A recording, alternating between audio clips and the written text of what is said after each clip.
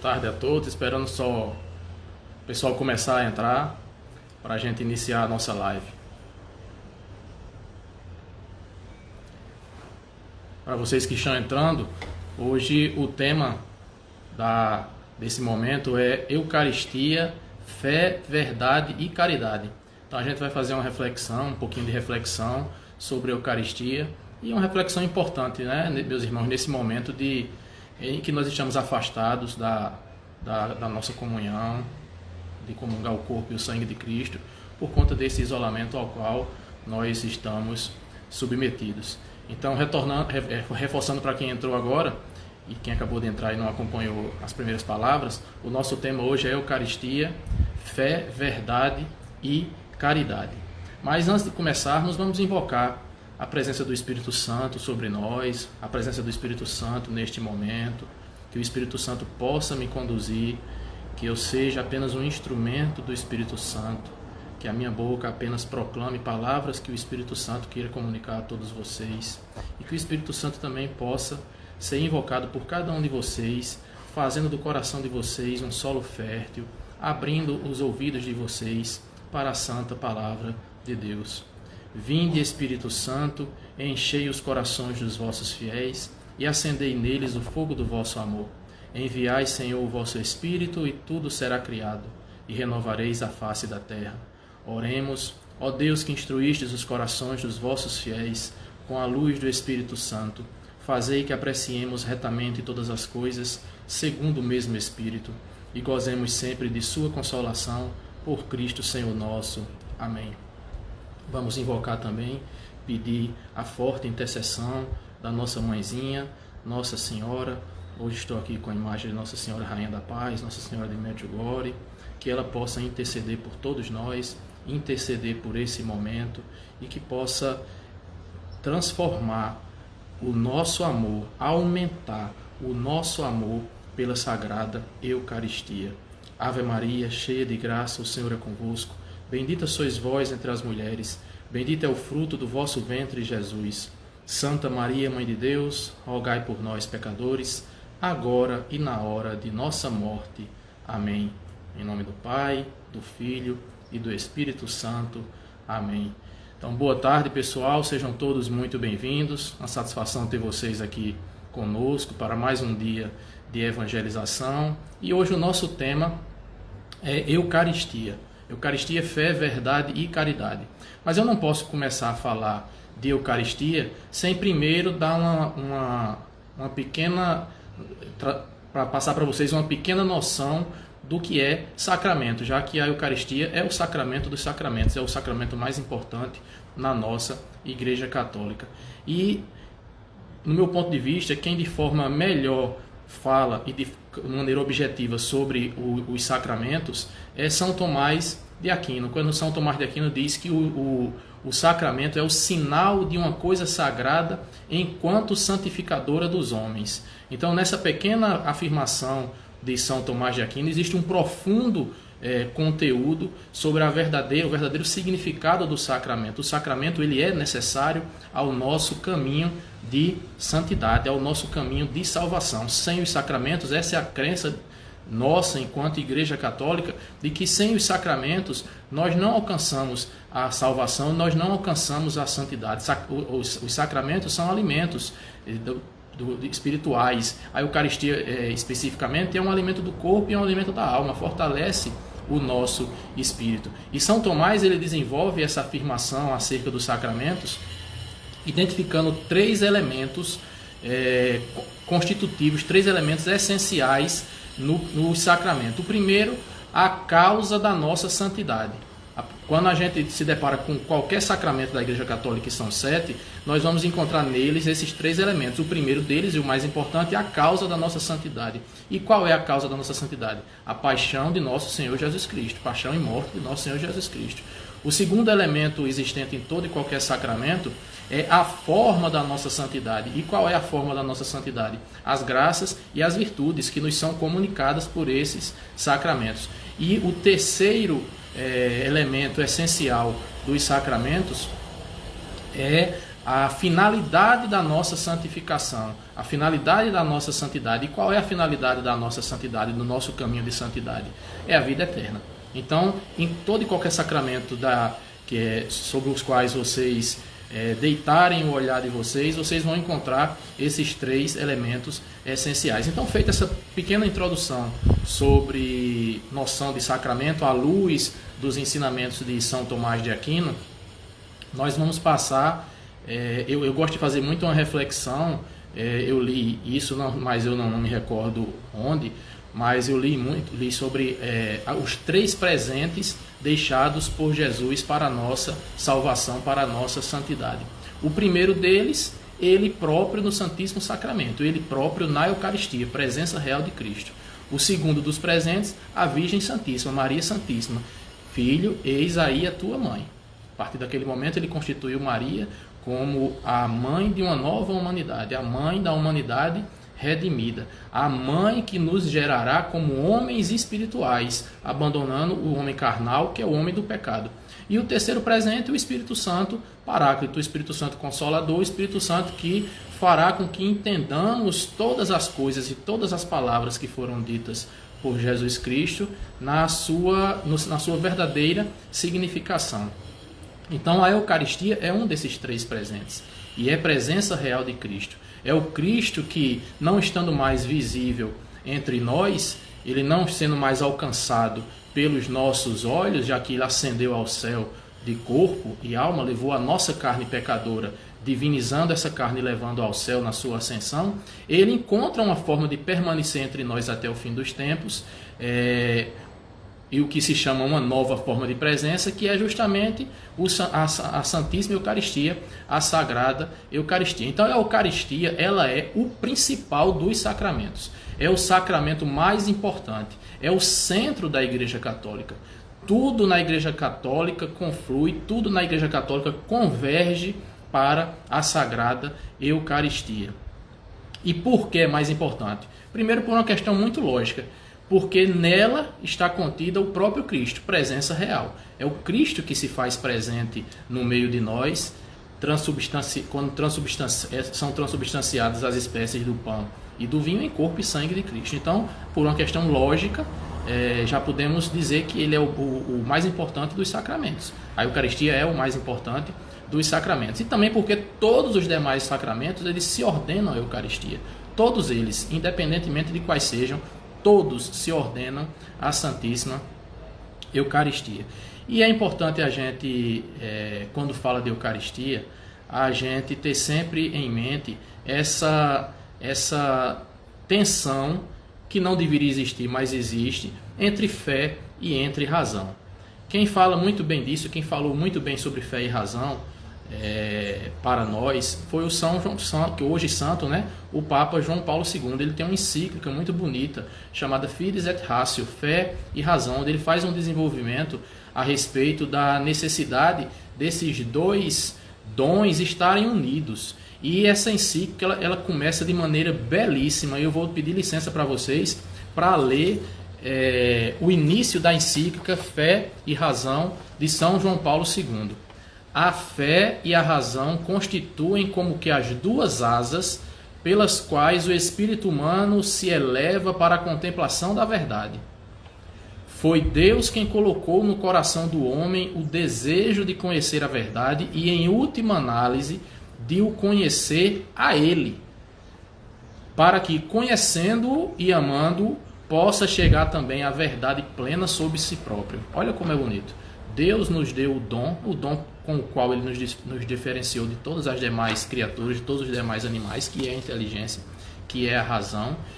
Esse dom nos impele a buscar conhecer a Deus, e conhecendo a Deus que nós possamos nos conhecer a nós mesmos. Então é muito bonita essa reflexão. Depois vocês podem, é fácil, vocês encontram na internet todas as encíclicas dos papas, cartas apostólicas, exortações, elas se encontram no site do Vaticano, traduzidas para o português. Fides et Ratio, fé e razão. Por que eu estou falando fé e razão enquanto estou falando da Eucaristia? É porque a razão, embora ela nos faça desejar, buscar conhecer a Deus, nos faça querer conhecer a Deus, mas existe um limite. A razão humana tem um limite.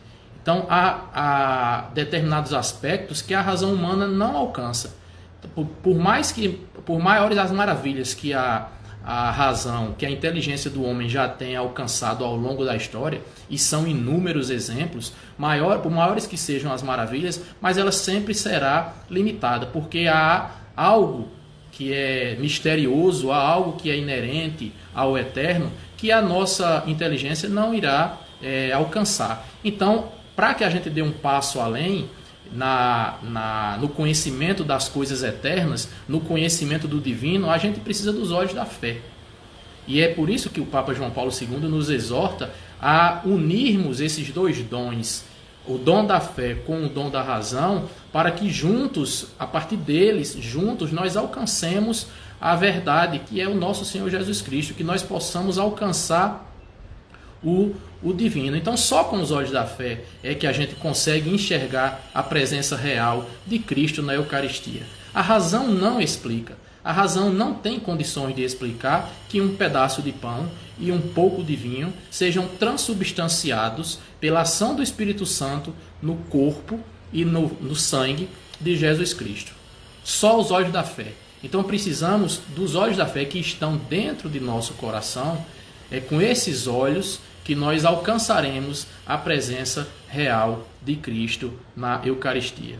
Mas vejam só como o nosso Deus é misericordioso. Vejam como Jesus Cristo, ele é misericordioso. Porque embora ele tenha encarnado, embora ele tenha se feito presente na história, tenha se encarnado como homem, tenha vivido no meio de nós, tenha ensinado tudo o que nos ensinou, tenha morrido na cruz, tenha ressuscitado, embora tudo isso tenha ocorrido na vida de nosso Senhor Jesus Cristo, muitos de nós ainda somos incrédulos.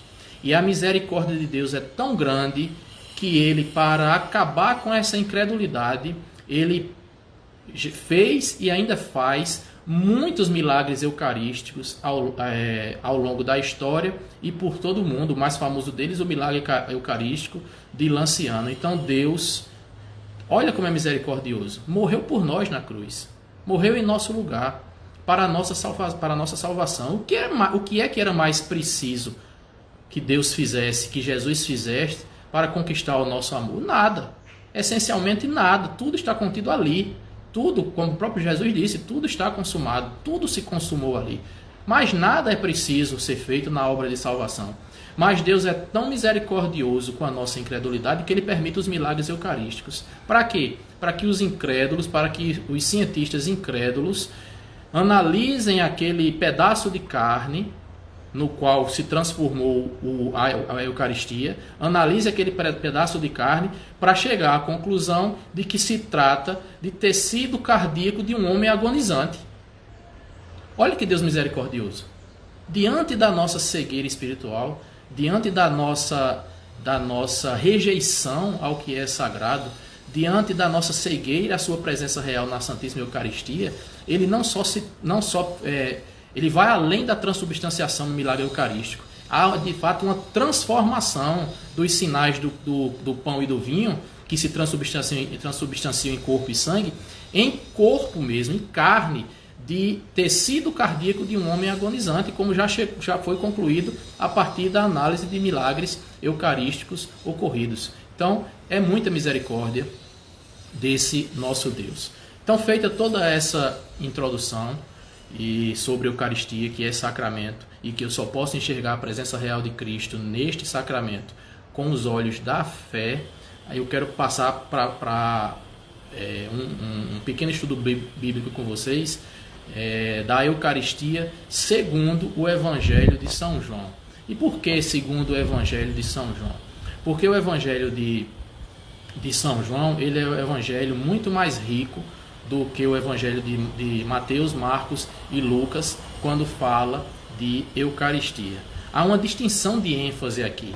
Enquanto os sinóticos, Mateus, Marcos e Lucas, eles concentram a narrativa da instituição da Sagrada Eucaristia no ato em si de Jesus, que tomou o pão, deu graças e o partiu e deu aos seus discípulos, e depois a mesma coisa fez com o cálice, levou o cálice, deu graças novamente e o entregou aos seus discípulos, dizendo: tomai e bebei todos vós. Vocês já conhecem essas narrativas.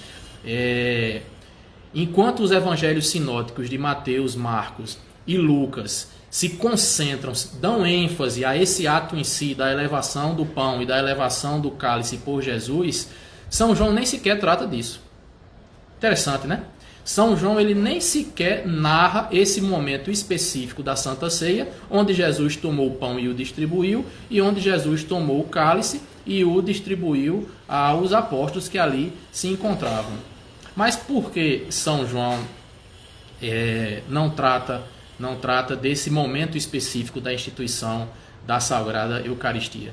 Vejam bem, meus irmãos, desde os primeiros séculos, desde os primeiros anos da nossa era cristã, desde os primeiros anos pós-Cristo no meio de nós, que a arte cristã ela retrata São João como águia. Vocês sabem que cada apóstolo, né, cada evangelista é retratado por um animal. O touro, o homem, e São João ele é a águia. E por que a águia? Porque é aquele que olha para o céu e contempla o sol e contempla a eternidade, contempla o que é sagrado.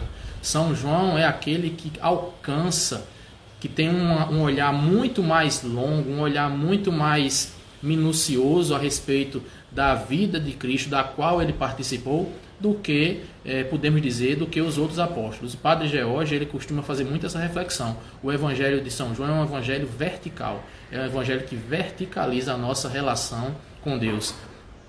E também faz a reflexão de que o Evangelho de Jesus Cristo é um só em 4 narrativas, né? Porque cada evangelista ele se preocupou especificamente com um determinado aspecto, e por isso que a gente encontra às vezes alguma distinção nas narrativas, mas é um evangelho só em 4 narrativas. Então São João ele é a águia. Então ele não quis se preocupar quando ele foi escrever, quando ele foi ensinar sobre tudo que ele viveu ao lado de Jesus Cristo. Ele não quis se preocupar com o ato em si da elevação do corpo de Cristo e com o ato em si da elevação do sangue de Cristo. Ele foi além. Ele nos mostra o que é a Eucaristia em sua essência e em sua profundidade, coisa que os outros evangelhos não fazem de maneira expressa. São João faz.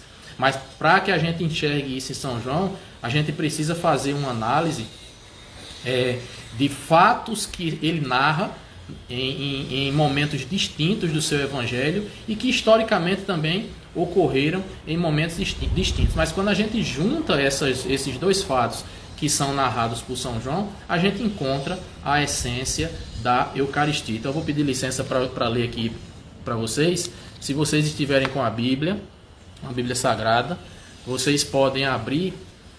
Vamos começar por João, Evangelho de João, capítulo 6, versículos 26 a 35 e versículos 45 a 51. Então, repetindo, João 6, versículos 26 a 35 e versículos 45 a 51. E eu vou pedir licença aqui para ler para vocês.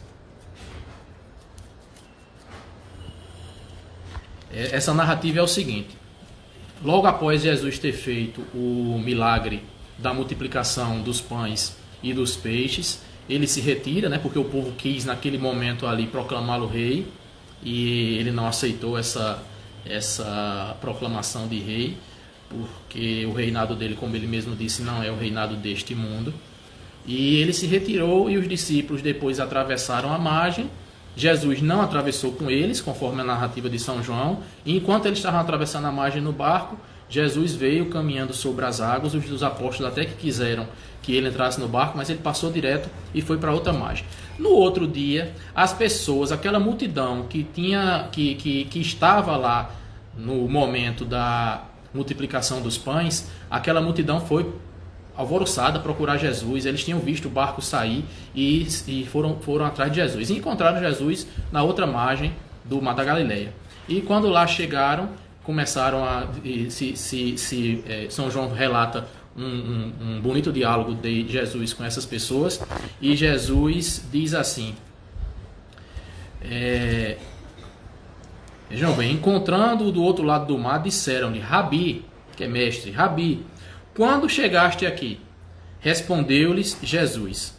Então eu estou aqui no versículo 25, eu comecei um versículo anterior, eu falei 26 a 35, mas eu comecei aqui no 25, tá certo? Do capítulo 6 de São João. E aí respondeu-lhes Jesus, em verdade vos digo, vós me procurais não porque vistes sinais, mas porque comestes dos pães e vos saciastes. Trabalhai não pelo alimento que se perde, mas pelo alimento que permanece até a vida eterna, alimento que o Filho do Homem vos dará. Olha aqui, primeira manifestação aqui de Jesus no Evangelho de São João, no sentido de que ele se entregará a nós como alimento. Mas pelo alimento que permanece até a vida eterna, alimento que o Filho do Homem vos dará, pois Deus, o Pai, o marcou com o seu selo. Aí a multidão vem e diz, que faremos para trabalhar nas obras de Deus? E Jesus responde, a obra de Deus é que creiais naquele que ele enviou. Creiai, Jesus falando, né? Creiai em mim, Jesus. Então lhe perguntaram, que sinal realizas para que vejamos e creiamos em ti? Que obras fazes? Olha como Jesus era combatido. Que obras fazes? Nossos pais comeram o maná no deserto, como está escrito. Estão se referindo aqui ao Êxodo, né? Quando no deserto o povo morrendo de fome e o maná desceu dos céus para alimentar o povo. Então eles ainda duvidam, tendo visto a multiplicação dos pães, aquele sinal maravilhoso que prenuncia inclusive a prefigura a Eucaristia, ainda assim eles duvidam e perguntam, que sinais você tem para mostrar, mestre? Que sinais para que nós creiamos que você é quem você diz que é? E aí Jesus responde, em verdade vos digo, não foi Moisés quem vos deu o pão do céu, mas é meu Pai que vos dará o verdadeiro pão do céu, porque o pão de Deus é aquele que desce do céu e dá vida ao mundo. E aí eles pediram o pão, né? Senhor, dai-me sempre deste pão. E aí Jesus, pela primeira vez, aqui no Evangelho de João, ele vai dizer isso, e o padre até disse isso hoje, na missa agora de 12h30. Jesus diz assim, eu sou o pão da vida. Quem vem a mim nunca mais terá fome, e o que crê em mim nunca mais terá sede. É a primeira vez que Jesus diz eu sou aqui no Evangelho de João. Ele diz 7 vezes eu sou. 7. E essa é a primeira vez que ele diz, e começa dizendo, eu sou o pão da vida. Eu sou a Eucaristia, que eu vou instituir um pouco mais à frente. E talvez não essa multidão que estava aqui, é provável que essa multidão não tenha compreendido essa afirmação de Cristo de eu sou. Mas as estruturas religiosas judaicas da época compreendiam muito bem quando Jesus dizia eu sou. Porque remetia exatamente à passagem de Êxodo 3, versículo 13 e 14, quando Moisés encontra Deus na sarça ardente. Moisés vê aquela sarça que está pegando fogo, mas que não se consome. De dentro da sarça ele ouve uma voz, Deus começa a falar com ele, e Deus diz, Moisés, eu vi a oração do meu povo, eu estou vendo o sofrimento do meu povo que está escravizado no Egito, e eu, ouvindo o sofrimento do meu povo, eu vou libertar meu povo. Vai ao faraó, então ele dá uma missão a Moisés, vai ao faraó e diz, e aí a narrativa continua. E aí Moisés diz, Senhor, eu vou ao faraó, mas me diz teu nome, porque ele vai perguntar, quem é que te manda aqui? Quem é esse teu Deus que te manda aqui? E aí no Êxodo, no livro do Êxodo, capítulo 3, versículos 13, 14, Deus diz assim, Moisés disse a Deus, quando eu for aos israelitas e disser, o Deus de vossos pais me enviou até vós, e me perguntarem, qual é o seu nome? Que direi? Disse Deus a Moisés, eu sou aquele que é. Disse mais, assim dirás aos israelitas, eu sou me enviou até vós. Então Deus ele se revela para Moisés como eu sou.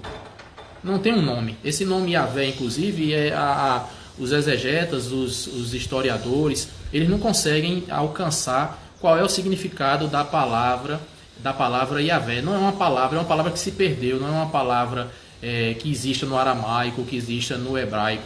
E terminou virando Yahvé, o nome que se dá a Deus no Antigo Testamento, mas que significa exatamente isso. Eu sou. Então, quando Jesus diz, eu sou o pão da vida, as estruturas religiosas da época entram em polvorosa. Vão dizer, blasfêmia. Esse homem está blasfemando contra Deus. Ele está dizendo, eu sou, porque eles identificavam que Cristo estava dizendo que ele era Deus. Mas eles não acreditavam, era um povo muito limitado.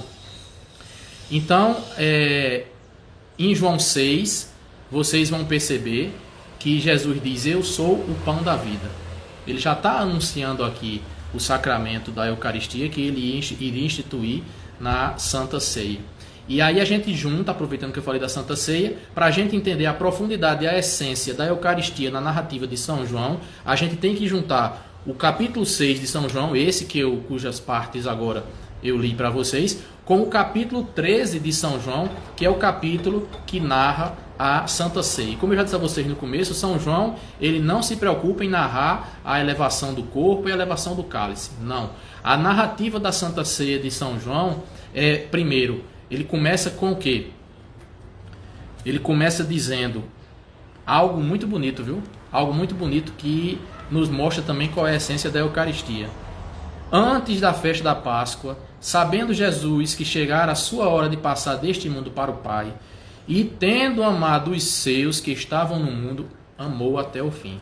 Então guarde isso no coração. Quando a gente fala de Eucaristia, a gente tem que se lembrar dessa passagem de São João. Chegando próximo à hora que iria passar desse mundo, tendo amado os seus, amou-os até o fim. Eucaristia é isso, minha gente. Eucaristia é esse ato de amor a Deus até o fim. Esse ato de amor, esse amor de Deus para conosco, homens, para conosco, suas criaturas, até o fim. Então, juntando João 6 com João 13, a gente encontra a essência da Eucaristia. E João continua, nessa narrativa que eu não vou ler porque é muito extensa, João continua, a partir desse versículo aqui, ele começa a narrar o lava-pés. Padre George costuma dizer que o lava-pés é o raio-x da Eucaristia. É a Eucaristia vista por dentro. Por quê? Porque um Deus que se esvazia, por amor a nós, se encarna no meio de nós, se faz presente como um homem na história, se encarna no meio de nós, vive no nosso meio, nos ensina tudo o que precisa ser ensinado para a nossa salvação, sofre e morre por nosso amor. Então, no lava-pés, todos esses aspectos que eu falei agora, eles estão presentes. Porque Jesus ali ele usa uma simbologia muito bonita para mostrar quem verdadeiramente ele é e qual é o alcance do amor dele. Então ele ali, antes de começar, ele resolve lavar os pés dos discípulos. Um Deus que se coloca a serviço dos seus servos. Olha que coisa bonita e olha que exemplo ele dá. Tanto é que ele diz, vós... Eu vou ler para ficar bem fiel ao texto bíblico. Compreendeis o que eu vos fiz, vós me chamais de mestre e senhor, e dizeis bem, porque eu sou. Se, portanto, eu, o mestre e senhor, vos lavei os pés, também deveis lavar-vos os pés uns aos outros. Dei-vos o exemplo, para que, como eu fiz, também vós o façais. Todas as vezes que nós comungarmos, também precisamos lembrar disso. Primeiro, é aquele versículo que eu falei. Tendo amado os seus, amou-os até o fim. A Eucaristia é esse amor incondicional de Deus pela humanidade. Esse amor incondicional de Jesus pela humanidade. Mas ela é além. Ela vai além. A Eucaristia também, ela precisa gerar no meu coração eu preciso tomar posse em mim, na minha vida, desse ato, desse gesto que Jesus fez junto aos seus discípulos, no lava-pés. Ele sendo mestre, sendo Senhor, sendo Deus, ele serviu aos discípulos e disse, utilizais esse exemplo, vocês precisam fazer igual agora. Então todas as vezes que eu comungo, eu preciso me encher do Espírito Santo. Eu preciso me encher de Jesus para servir aos meus irmãos. Eu preciso amar aos meus irmãos no padrão joanino de amor de Jesus. Amar a Deus sobre todas as coisas e aos outros como eu os amei. A vós mesmos como eu vos amei. Então eu preciso amar as pessoas que estão ao meu redor, independentemente de eu gostar ou não gostar delas, de elas terem me feito bem ou terem me feito mal. Eu preciso amar no padrão que Jesus ensinou e está descrito no Evangelho de João. Amai a Deus sobre todas as coisas e ao próximo como eu vos amei. Esse é o padrão de amor que a Eucaristia precisa criar dentro de meu coração. Então, juntar João 6 com João 13, a narrativa de João 6 com João 13, nós encontramos a essência e a profundidade da Eucaristia. Mas eu queria enriquecer ainda mais esse raciocínio com Lucas 22, 15. Todas as vezes que vocês forem comungar, lembrem dessas três passagens. João 6, 26, 35 e 45, 51. João 13, e aí vocês podem estender para João 13, 14, 15, 16 e 17, porque todos esses capítulos de São João são no contexto, retratam o contexto da última ceia. Há discursos longos e belíssimos de Jesus com os seus discípulos. Então João 6, João 13 e Lucas 22, 15, quando Jesus diz assim: desejei ardentemente comer esta Páscoa convosco antes de sofrer. Desejei ardentemente comer esta Páscoa convosco antes de sofrer. Então Jesus está dizendo de forma muito expressa aqui todo o amor que ele tem pela humanidade. Os discípulos ali não alcançaram esse amor. Os discípulos ali encontraram um limite para alcançar. Que amor é esse de Jesus? Vejam que na narrativa de João 6, eu esqueci de falar, na narrativa de João 6, que quando Jesus diz assim, vou ler aqui, até porque eu não li, esqueci de ler, falei, esqueci de ler. Ele diz assim, em verdade, João 6, 47, tá? A partir do 47. Em verdade vos digo, aquele que crê tem vida eterna. Eu sou o pão da vida. Vossos pais no deserto comeram o maná e morreram. Este pão, ou seja, ele, é o que desce do céu para que não pereça quem dele comer. Eu sou o pão vivo descido dos céus. Quem comer deste pão viverá para sempre. O pão que eu dei é a minha carne para a vida do mundo. Então, muitos nessa narrativa aqui, isso aqui ele faz na sinagoga, esse discurso ele profere na sinagoga em Cafarnaum. Muitos naquele momento, muitos dos seguidores de Jesus o abandonaram. Muitos o abandonaram porque disseram, que coisa radical é essa? Esse homem vai dar a própria carne para a gente comer? Eles não alcançaram, né? Eles não alcançaram. E ainda hoje muita gente também não alcança, não. Esse homem vai dar a própria carne para a gente comer? E abandonaram. Os fariseus, mestres da lei, que estavam por ali, porque eles viviam a observar Jesus, procurando uma ocasião de o condenar, porque a vida deles durante o tempo que Jesus permaneceu entre nós foi procurar motivos para condenar Jesus, até o momento que de fato eles condenaram e de fato não levaram o nosso Senhor Jesus Cristo à morte. Ali naquele momento eles começaram no coração deles ali a dizer quem é esse, que homem é esse, está dizendo que vai dar a própria carne de comer. Jesus, conhecendo o coração deles, o fundo mal do coração deles, Jesus os exorta e ao fim Jesus vira para os discípulos, aqueles os mais próximos dele, e diz: vocês também vão me abandonar? Essas palavras também são muito fortes para vocês. E São Pedro diz uma coisa linda. São Pedro diz: Senhor, a quem iremos se só tu tens palavra de vida eterna? Olha que coisa bela. Quando Jesus exorta os discípulos e diz: vocês também vão me abandonar?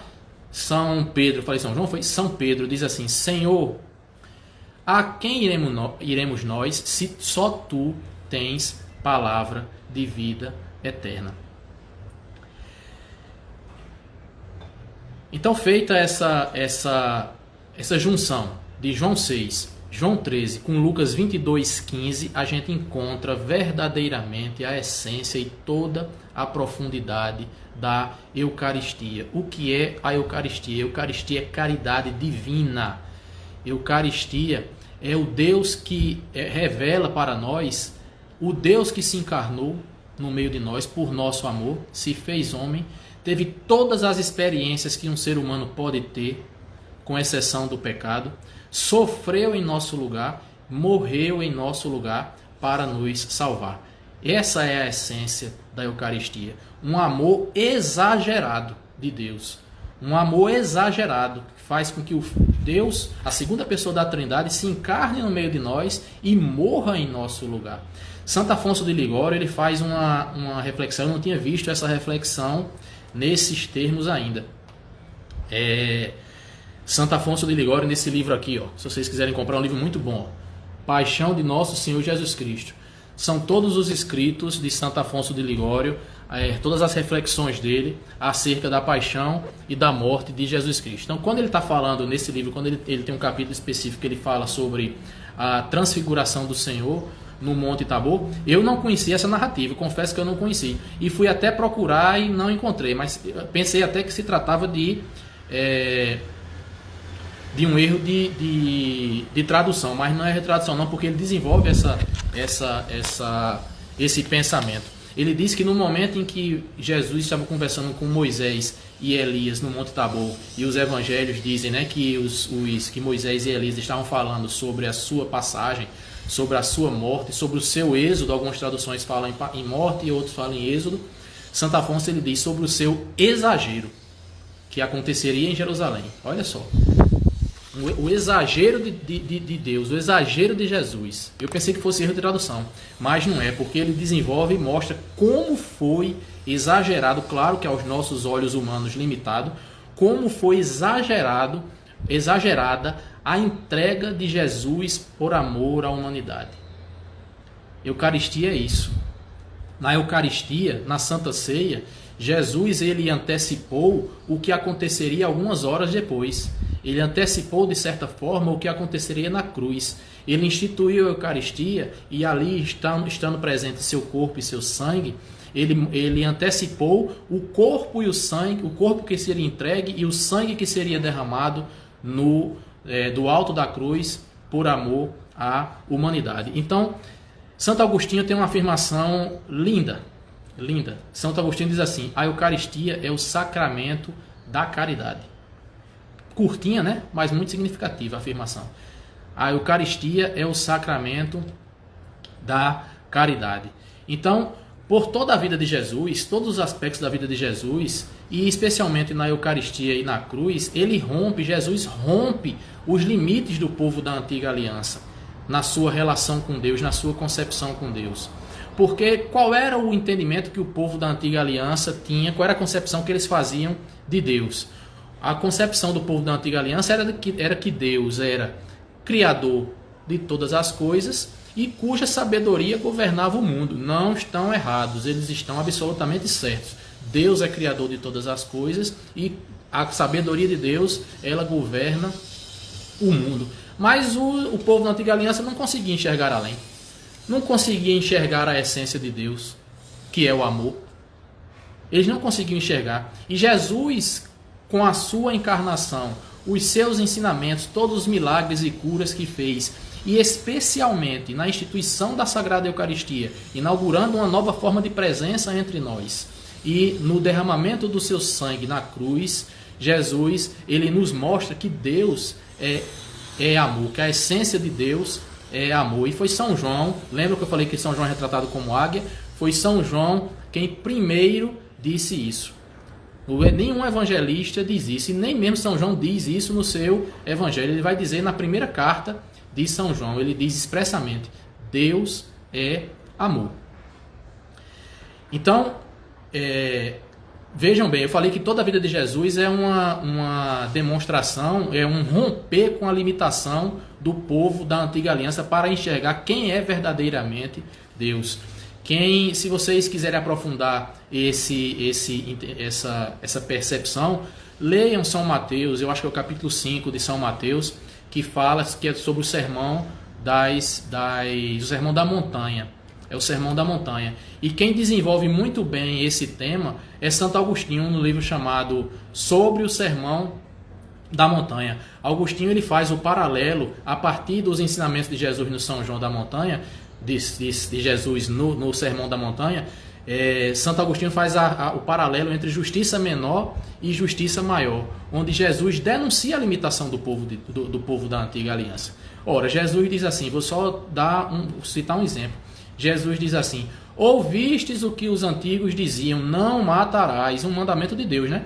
Não matarás. Eu, porém, vos digo, aquele que se irá contra, irá contra o seu irmão, comete pecado até mais grave, né? Não é exatamente, não é assim que é dito não, mas o que Jesus está querendo dizer é que ele está querendo mostrar o paralelo entre a justiça menor, vejam só, a justiça menor do não matarás, e que demonstra o limite do povo da antiga aliança, com a justiça maior que é a esperada de Deus, que não somente não matar, mas sequer eu me enraivecer contra meu irmão. Esse é o padrão de Jesus. Cristianismo não é um conjunto de preceitos humanos. Cristianismo não é uma moralidade humana. Cristianismo, ele é um fato e é uma pessoa. Tenham isso em mente. Cristianismo é um fato e uma pessoa. Que fato? A encarnação. Que pessoa? Jesus Cristo, segunda pessoa da Trindade, que se encarnou no meio de nós para nos salvar. Então, São João é quem nos revela esse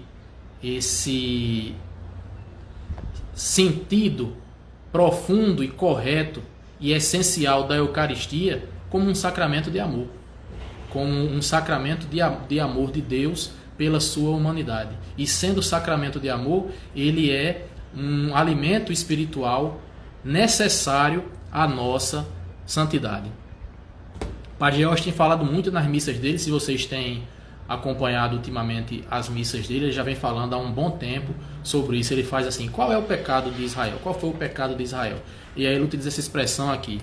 Ele diz que foi a instrumentalização do sagrado e a sacralização do profano. O povo divinizou a lei, divinizou as prescrições humanas e tentou encerrar Deus nas suas concepções. E Jesus veio romper, e por isso Jesus entra muito em choque com os fariseus, com os mestres da lei na época, porque eles não alcançavam esse sentido correto que a gente precisa ter de Deus. Eu não posso limitar Deus a simples prescrições humanas. Eu não posso colocar a minha salvação num simples cumprimento de preceitos, que é isso que os fariseus faziam e que Jesus denunciava. Ora, não matarás. Só o não matarás vai me levar à salvação? Evidentemente que não. Eu preciso ir além. Eu preciso não só não matar, mas também sequer ter raiva do meu irmão. Eu preciso oferecer a outra face quando esbofetearem o primeiro lado. É esse o padrão de santidade que Jesus exige de cada um de nós. É essa a imitação que nós devemos ter de Cristo na busca da nossa santidade, na busca da nossa salvação. E aí eu queria aproveitar esse momento aqui para fazer uma reflexão com vocês, uma exortação, inclusive a mim mesmo, no sentido de que, inclusive na Eucaristia, diante da Eucaristia, a gente pode ser meramente cumpridores de preceitos. Na minha relação com a Eucaristia, eu poderei ser exatamente como o fariseu da época de Cristo, um cumpridor de preceitos. Eu posso ser meramente um comungante. Eu posso entrar na fila da Eucaristia e comungar sem ter verdadeira devoção a ela, sem ter verdadeiro respeito à Eucaristia, a essa presença real de Cristo ali nas espécies do pão e do vinho. E eu falo de mim, quantas e quantas vezes eu entrei na fila da comunhão e não respeitei o meu Salvador e comunguei o meu Salvador estando em pecado grave. Eu passei 20 e tantos anos da minha vida sem me confessar e comungava. Vá lá que naquela época eu não tinha essa percepção, eu não tinha esse entendimento, mas não diminui meu pecado não, porque eu deveria ter. Eu tive a oportunidade de entender isso, não entendi porque não quis naquela época. Então estou dando só um exemplo de quantas e quantas vezes nós nos aproximamos da Eucaristia como meros cumpridores de preceitos. Sabe por quê? Porque a igreja só nos obriga a comungar uma vez por ano. Está lá no Código de Direito Canônico, o Cânon 920. A gente só precisa comungar por obrigação, né? Uma vez por ano e preferencialmente durante a quaresma. Da mesma forma, a celebração, a missa. Eu só preciso, segundo o cano 1247 do Código de Direito Canônico, eu só preciso participar das missas dos domingos e dos dias festivos de preceito. Então eu posso, na minha relação com o sagrado, na minha relação com o santo sacrifício do altar, eu posso ser fariseu, posso ser mero cumpridor de preceito. E a Eucaristia não vai me transformar. Ela não vai me levar à santidade. Não que ela não vai me levar à santidade. Ela vai, é claro, ela tem a total condição de me levar à santidade. Ela serve justamente para isso. É para iluminar o meu caminho de santidade. Mas eu não vou deixar que esse efeito exista em mim, se eu estou me aproximando da Eucaristia como mero cumpridor de preceitos. Mesma coisa confissão. A igreja não nos obriga a confessar 2, 3, 4, 5, 6, 7, 10 vezes por ano, não. Mas eu vou me aproximar de Cristo, do meu Salvador, estando em pecado mortal, em pecado grave. Eu fiz isso muitas vezes, eu sou o primeiro a reconhecer que fiz isso muitas vezes. Então eu não posso ser fariseu. Não posso ser fariseu diante de um dom de amor tão grande como esse, que é a Eucaristia, que revela também, porque a Eucaristia é sacramento e sacrifício, ela tem essa dupla natureza, é sacramento, mas é sacrifício. É o sacrifício de Jesus na Sexta-feira Santa que se perpetua no tempo. Todas as vezes que o padre celebra o santo sacrifício do altar, não é um novo sacrifício de Cristo que está ocorrendo, é o mesmo. Não é uma atualização, porque só se atualiza o que está desatualizado, e a paixão de Cristo não está desatualizada.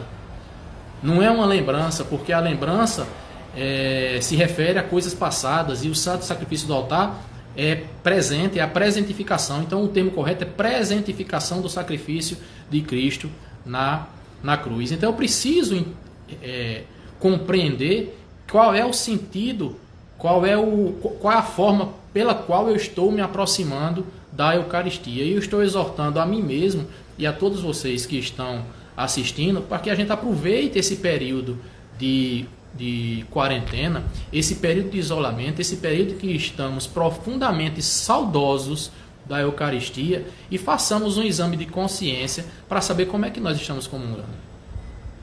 Porque muitas vezes é preferível não comungar do que comungar em pecado.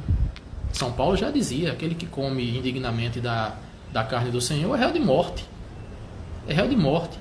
Então eu preciso reconhecer, fazer um exame de consciência, reconhecer os meus pecados, confessá-los ao sacerdote, para entrar na fila da comunhão e comungar o corpo e o sangue de Cristo, a alma e divindade, da forma menos indigna possível.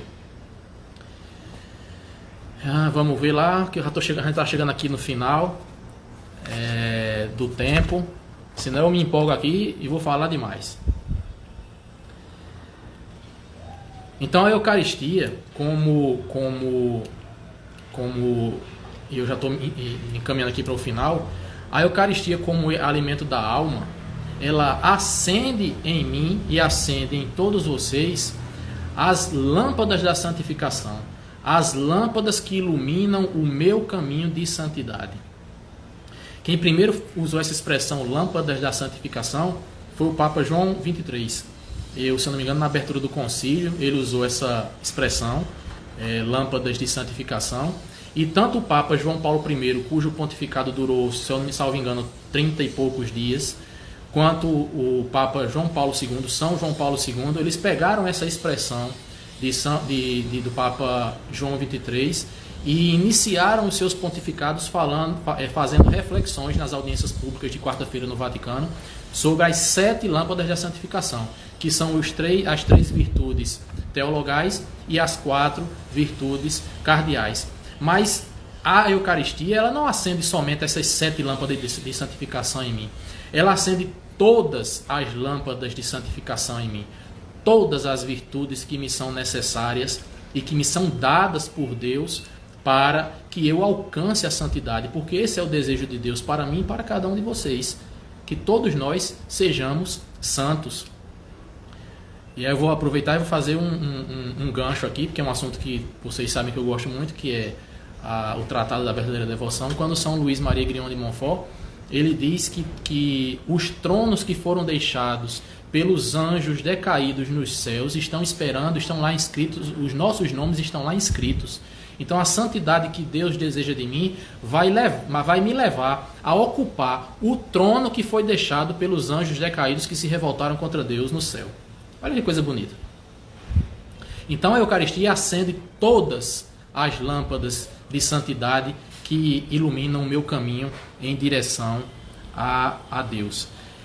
A Eucaristia é um sacramento que nutre em mim uma forte amizade com Jesus. E aí eu quero fazer essa outra afirmação. Santo Agostinho disse que a Eucaristia é um sacramento da caridade, né? E eu quero dizer que a Eucaristia, longe de mim querer me comparar com Santo Agostinho, viu? Estou muito longe mesmo, muito longe. Mas eu quero dizer que a Eucaristia é um sacramento de amizade. Além de ser um sacramento de caridade, ela é um sacramento de caridade, ela é um sacramento de amizade. Na nossa relação com Deus, Frei Elias Vela, num livro chamado... Perdão, foi que entrou aqui uma mensagem. Frei Elias Vela, num livro chamado O Leão que Ruge à Beira do Caminho, Frei Elias Vela diz que nós damos 4 passos na nossa relação em direção a Deus. Primeiro, nós identificamos Deus, Jesus, né, como nosso médico. Curar nossas feridas, curar os nossos problemas, curar a nossa alma do pecado. Quando a gente se aproxima de Jesus como médico e persiste nessa caminhada de santidade, a gente dá o segundo passo, que é nos aproximarmos de Jesus como mestre. A gente começa a escutar o que o mestre tem a dizer, começa a internalizar algumas daquelas palavras, começa a viver algumas experiências de santidade. Dado o segundo passo, a gente dá o terceiro, que é reconhecer Jesus como o Senhor da nossa vida. E aí nós já nos entregamos, nos abandonamos à vontade de Deus na nossa vida, tendo Ele como nosso Senhor. E por fim, o quarto e definitivo passo é o de Jesus como nosso amigo. E Ele é quem diz, né? Ele diz no Evangelho de São João também. Estou falando muito dele hoje, mas é porque o Evangelho de São João, para mim, é o mais belo dos Evangelhos. E ele disse: eu já não vos chamo de servos, porque o servo não sabe o que o Senhor faz. Eu vos chamo de amigos. E a Eucaristia é esse dom de amizade, esse dom de amor de Cristo para conosco. A Eucaristia me levará a uma intimidade com Jesus. E na intimidade com Jesus, eu poderei fazer a sua vontade sem impor barreiras. Santidade é isso. Fazer a vontade de Deus na minha vida sem impor barreiras. E não posso falar de Eucaristia, já que eu estou falando de fazer a vontade de Deus na minha vida sem impor barreiras, eu não posso falar de Eucaristia sem falar de Maria Santíssima. Por quê? Porque Maria é a mulher eucarística. Quem está dizendo isso sou eu? Claro que não. Quem diz isso é São João Paulo II também. Estou falando muito dele hoje, né? Santinho, claro, santo. E a gente precisa se espelhar na vida dos santos. São João Paulo II, numa encíclica, que é a encíclica com a qual ele comemorou as bodas de prata, né? O jubileu de prata do seu pontificado, 25 anos de pontificado, no ano de 2003, uma encíclica chamada Eclésia de Eucaristia. E nessa encíclica ele desenvolve a tese de que Maria era uma mulher eucarística, e ele diz assim, que olha que coisa bonita e profunda, ele diz que na anunciação, de certa forma, na anunciação de Maria, quando ela concebeu a pessoa divina, quando ela concebeu o Filho de Deus em sua carne e em seu sangue, sacralmente, ela antecipou nela, ocorreu de forma antecipada nela, através da concepção de Cristo, ocorreu antecipada quando ela deu a ele o corpo e o sangue, né, que ele tem como homem. Aconteceu nela o que sacramentalmente acontece com cada um de nós quando nós comungamos nos sinais do pão e do vinho, o corpo e o sangue do Senhor. Então Nossa Senhora, como mulher eucarística, ela de certa forma comungou o corpo e o sangue de Cristo encarnado nela antes de Cristo instituir a Eucaristia. Por quê? Porque Maria foi aquela que acreditou. Quando eu estava falando aqui que é um sacramento de amizade que me fará me fará fazer a vontade de Jesus, a vontade de Deus na minha vida, sem opor barreiras, sem impor nenhuma barreiras, foi justamente isso que Maria fez. Maria se entregou totalmente à vontade de Deus na vida dela. Ela apenas disse: eis-me aqui, faça-se em mim segundo a tua vontade. Então Maria é a escola de santidade. Se a Eucaristia acende em mim todas as lâmpadas de santificação no meu caminho em direção a Cristo, Maria é a minha escola de santidade, comunicando a mim todas as virtudes que ela teve em vida, todos os dons que ela teve em vida. Então aprendamos de Maria a sermos homens eucarísticos. A Eucaristia faz morrer em nós o homem velho e faz nascer em nós o homem novo, que é o homem espiritual. Que morra o homem carnal e que nasça o homem espiritual. Somente como homem espiritual que eu alcançarei a comunhão eterna junto ao Pai, junto à Trindade Santa. Façamos uma reflexão nesse momento de quarentena, façamos uma reflexão sobre a nossa relação, a minha relação e a relação de vocês com a Sagrada Eucaristia. Essa saudade que a quarentena despertou em mim da Eucaristia, eu preciso fazer com que todas as vezes que eu entre na fila da comunhão, eu entre como se fosse a primeira vez. Eu entre como se eu fosse fazer novamente a primeira comunhão. Eu não posso banalizar a Eucaristia. Eu não posso comungar de qualquer jeito. Eu tenho que enxergar ali com os olhos da fé a presença real de Cristo, o meu Senhor e o meu Salvador. Nem tudo é ruim nessa quarentena. Um dos aspectos muito bons dessa quarentena é justamente esse, que eu possa dar valor, ser mais devoto e ter mais amor ao Cristo que se entrega por mim na Santíssima Eucaristia. E aí eu queria terminar esse momento com vocês, que Luzana já me disse aqui que falta 5 minutos, já deve faltar só 2, se eu não me engano. Eu queria terminar esse momento aqui com vocês com uma reflexão de Santo Afonso de Ligório, no capítulo onde ele fala sobre a instituição da Sagrada Eucaristia. Esse livro é lindo, contém orações belíssimas. Eu nunca, vou dizer logo a verdade, eu nunca li um livro sobre a paixão, morte e ressurreição de Nosso Senhor Jesus Cristo igual esse daqui. E Santo Afonso de Ligório, ele diz o seguinte: ó meu Jesus, ó Deus enamorado das almas, até onde vos arrastou o amor que tendes aos homens, até vos fazerdes seu alimento. Dizei-me o que mais podeis fazer para obrigá-los a vos amar. Vós vos dais todo a nós na santa comunhão, sem nada vos reservar. É, pois, justo que nos demos também a vós sem reserva. Procurem os outros o que quiserem. Atenção. Procurem os outros o que quiserem. Riquezas, honras e o mundo. Eu quero ser todo vosso. Não quero amar coisa alguma afora de vós, meu Deus.